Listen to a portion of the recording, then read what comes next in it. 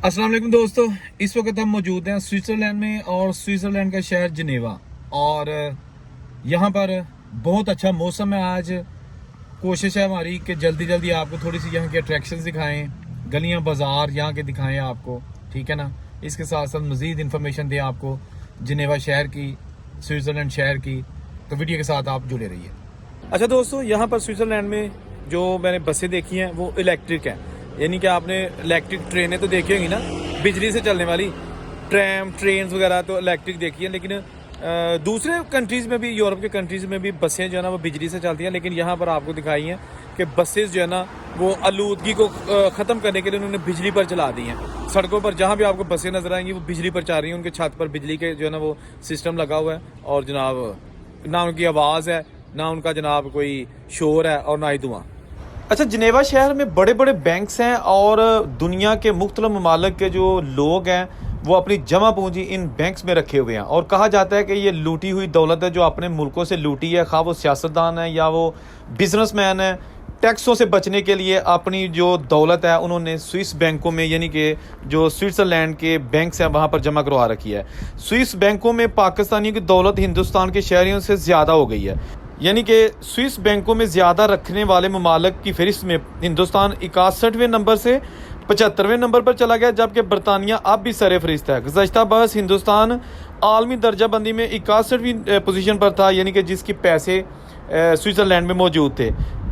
इसके साथ साथ ये भी आपको बताना मैं ज़रूरी समझूंगा कि अपने मुल्क की जो दौलत है ना वो लोग या हुकूमतें कोशिश करती रहती हैं कि स्विस बैंकों से वापस उनके मुल्कों में लाई जाएं, लेकिन ये इतना सादा कानून नहीं है, क्योंकि स्विट्ज़रलैंड दूसरे मुल्कों को इतनी मालूमात फराहम नहीं करता। इसलिए लोग काला धन जिसको आप कहते हैं वो समझते हैं कि हम स्विट्ज़रलैंड के बैंकों में जमा कराएंगे तो हमारी रकम महफूज रहेगी। तो ये सिलसिला ताहाल बढ़ रहा है। रिपोर्ट के मुताबिक पाकिस्तानी शहरियों के तकरीबन 1.5 अरब स्विस फ्रांक, यानी कि जो स्विट्ज़रलैंड की करेंसी है वो 1.5 अरब के करीब स्विट्ज़रलैंड के बैंकों में मौजूद है। और ये ज़्यादातर बैंक जिनेवा में मौजूद हैं, ठीक है। इस एतबार से पाकिस्तान का 69वां नंबर है।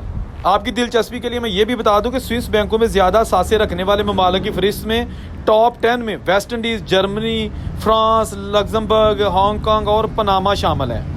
इसी तरह स्विस बैंकों में रकम रखने वाले दीगर ममालिक में अंगोला, फिलिपीन, इंडोनेशिया और मैक्सिको भी शामिल है।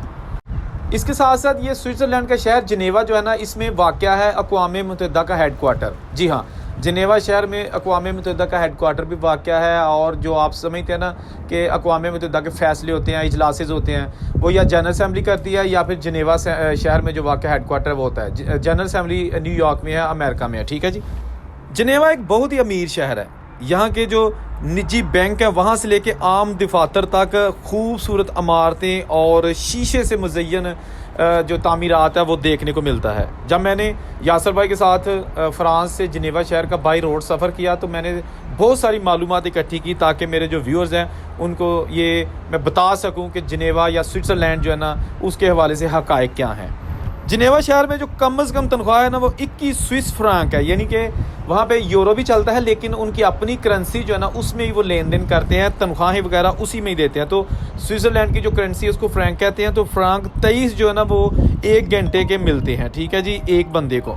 ये मतलब कम से कम आपको बता रहा हूँ, इससे ज़्यादा भी मिलती है तनख्वाह, ठीक है ना। बात की जाए महंगाई के वाले से तो फ्रांस, जर्मनी की निस्बत जिनेवा या स्विट्ज़रलैंड में महंगाई थोड़ी ज़्यादा है।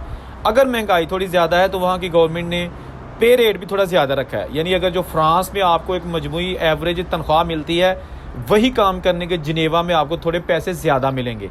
तो ऑफ कोर्स उस हिसाब से फिर आप वहाँ पर आपको रहने के लिए भी थोड़ा सा ज़्यादा पे करना पड़ता है। जो खाना है वो भी थोड़ा एक्सपेंसिव होता है। कॉफ़ी जो है ना वो आम 3 साढ़े 3 यूरो की मिल जाती है, लेकिन जिनेवा में वो भी 5 से 5.5 और 6 यूरो तक आम यानी कि जो कॉफ़ी है ना वो मिलती है। तो इसलिए वो थोड़ा एक्सपेंसिव भी गिना जाता है।